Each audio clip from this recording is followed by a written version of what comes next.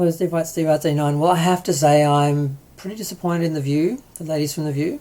I watch The View every day. Oddly enough, YouTube never recommends it and never shows me the videos, even though I watch it every single day. It never comes up on my feed or anything. How suspicious.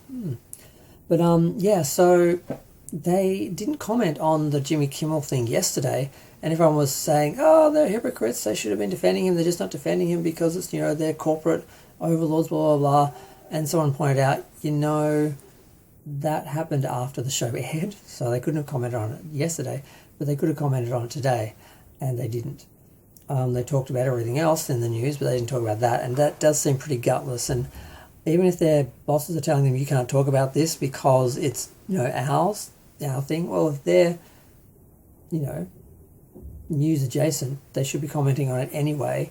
Even if they're not allowed to, they should just be saying, well, we're not allowed to talk about this, but, well, it's our opinion, or we're just not allowed to talk about this, acknowledging it.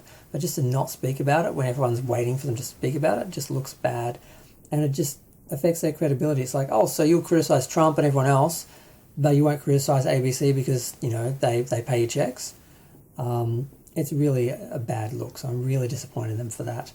Even if they just said, look, this is our parent company, we don't want to talk about this, and just acknowledged it, that at least would have been something, an acknowledgement that they are in that position where they do work for this company. But just not talking about it like it doesn't matter, it just reeks. I was going to say reeks of censorship, but it just reeks. But yeah, I'm going to go. Feel free to share, like, comment, subscribe. Let me know what you think of this. Well, there's nothing to think of because they didn't talk about it. It's like this absence of a thing. I'm really tired.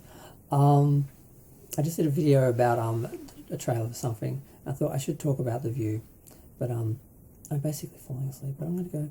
Feel free to let me know what you think about this, because I think they should be covering this. I get the issue, you know, but yeah, it's just another example of how there is no freedom of speech now, and you know, the overlords are really pulling all the strings and deciding who works and who doesn't, and everyone's calling for The View to be cancelled next now that Jimmy Kimmel and Colbert are gone.